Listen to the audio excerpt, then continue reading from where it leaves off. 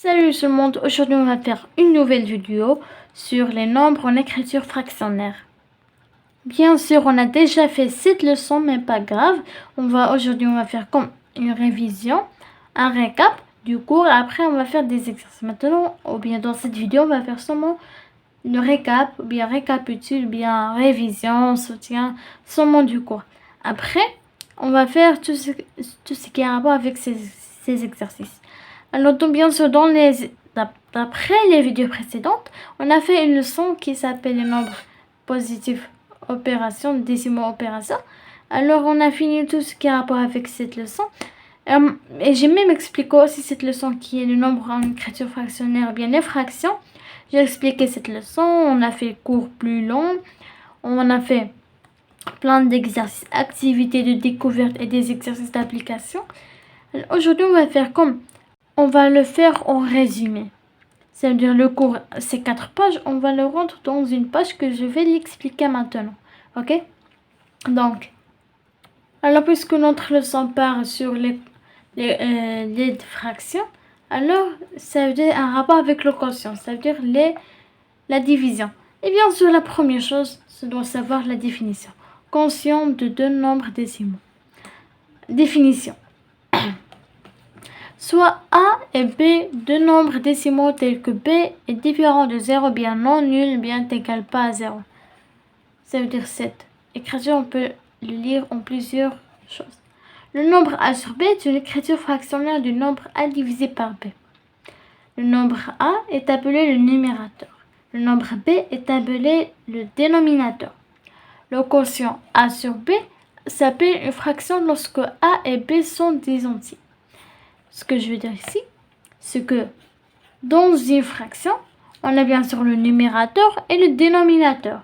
Alors si dans une fraction, on a le dénominateur, il doit être non nul, différent de 0. Il ne doit pas être 0. Parce que c'est dans tous les modes. Dans une fraction, il n'y a pas une fraction que son dénominateur soit 0. C'est impossible. Il n'y a pas dans les maths. D'accord? Alors, A sur B, pourquoi on fait par les lettres? Parce que les lettres c'est comme des nombres inconnus. Ça veut dire on peut les remplacer par n'importe quel nombre qu'on veut. D'accord? Alors, A sur B, on l'appelle une fraction. D'accord? Ça, maintenant, c'est seulement définition. Alors, si vous voulez la leçon en détail, regardez dans une vidéo précédente. J'ai déjà fait le cours en 4 pages, bien je sais pas combien de pages que j'ai fait, mais il était plutôt long. Maintenant, on va continuer. Alors, bien sûr, pour que vous compreniez mieux, on va faire quelques exemples. Alors, on a 7 sur 5. 7 est le numérateur. Alors, dans la définition, 7, c'est A. A, d'accord? Et 5, c'est B. B, ça veut dire le dénominateur, ça veut dire qu'il ne doit pas être 0, différent de 0. Ici, bien sûr, on n'a pas 0 parce que dans tous les maths, ça veut dire jamais qu'on trouve 0 dans une fraction en dénominateur.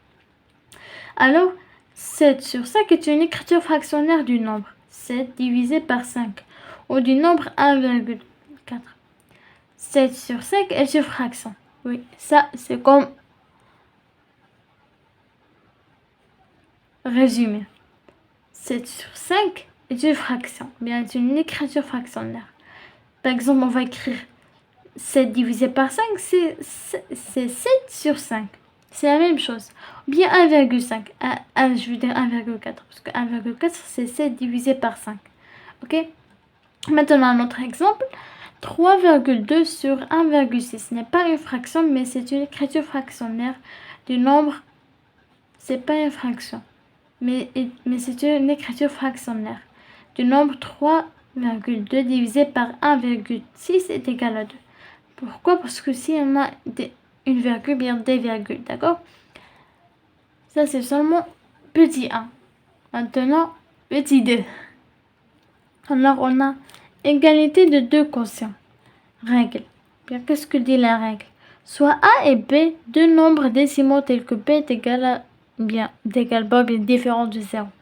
Ça, c'est la même chose qu'on vient de dire.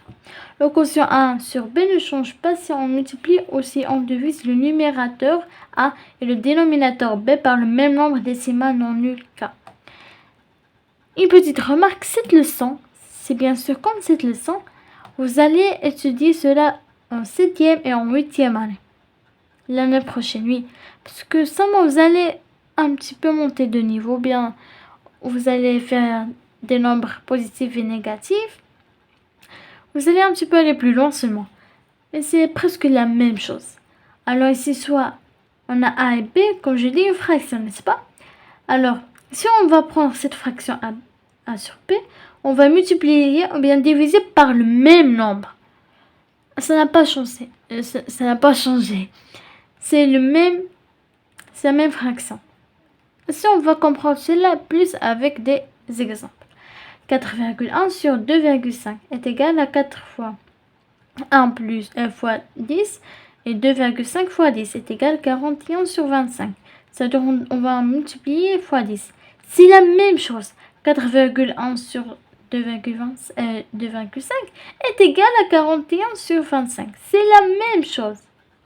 Peut-être que ces nombres sont différents, mais si on a multiplié le numérateur et le dénominateur fois le même nombre et divisé par le même nombre, c'est la même fraction. C'est la même chose. D'accord? Alors ici, deuxième exemple, 7,2 sur 5,1 est égal à 7,2 divisé par 0, alors ici, ils ont fait la division, pas la multiplication. 0,3 sur 5,1 divisé par 0,3 est égal à 25 sur 17. Alors 7,2 sur 5,1 est égal à 25 sur 17 parce qu'on a divisé par le même nombre qui est 0,3. Alors ici, non nul K, ça veut dire, voilà, K ça veut dire le même nombre dans les deux places, numérateur et le dénominateur. Ça y est. Alors maintenant, troisièmement. Et bien sûr, cette leçon, elle doit être dans votre cerveau et elle ne doit être jamais oubliée. Pourquoi? Parce que c'est la base des années prochaines. Ok? Peut-être que vous allez oublier bien quelque chose, mais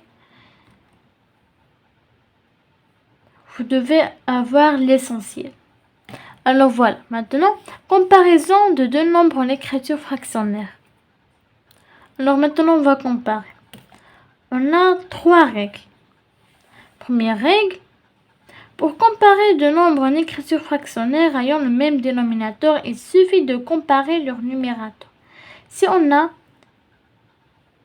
le numérateur C, on a le même dénominateur, voilà, c'est C. Alors qu'est-ce qu'on va faire? On va comparer leur numérateur.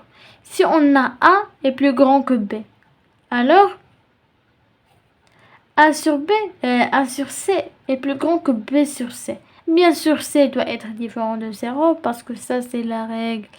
Ça, c'est les maths. Ok. Alors, dans une opération, mais dans une comparaison de deux fractions, on a le même dénominateur. On va comparer les numérateurs. Le plus grand est la fraction la plus grande. Deuxième règle, mais règle 2. Pour comparer deux nombres en écriture fractionnaire ayant le même numérateur maintenant. Ça, c'est le deuxième cas. Il suffit de comparer leur dénominateur. Alors maintenant, c'est le contraire. Ça veut dire soit on a le même dénominateur, mais les dénominateurs différents. Si A est plus petit que B, alors si on a le même numérateur, c'est que C. Alors B est plus grand, alors C sur A est plus grand que C sur B. Et bien sûr avec A et B qui sont et C différents de 0. Alors, c'est bon? J'espère que vous avez compris. Ça c'est seulement en gros. Si vous voulez voir cela en détail, je vous prie de regarder les vidéos précédentes des nombres fractionnaires. Et voici là le troisième cas. Et on a fini notre cours. Pour comparer deux nombres en écriture fractionnaire n'ayant ni le même numérateur ni le même dénominateur. Ça veut dire qu'ils ont les numérateurs et les dénominateurs différents. Il suffit de l'écrire avec un même dénominateur puis appliquer la règle 1. Ça veut dire on doit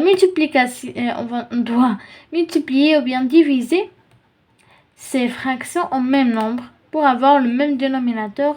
Après, on va appliquer la règle 1 qui est de quoi? Qui est de comparer leurs numérateurs si on a le même dénominateur. Ça veut dire dans cette règle, si on a le numérateur et les dénominateurs différents, on doit comparer. On ne doit pas comparer, mais plutôt de l'écrire au même dénominateur, bien de les écrire au même dénominateur. Après, on va appliquer la règle 1 qui est de comparer leurs numérateurs. Alors, c'est bon. On a fini notre cours, notre leçon. En gros, donc c'est bon. Alors, n'oubliez pas de regarder les vidéos précédentes si vous voulez comprendre cette leçon en détail. Et merci pour votre attention. Alors, à la prochaine. Et merci.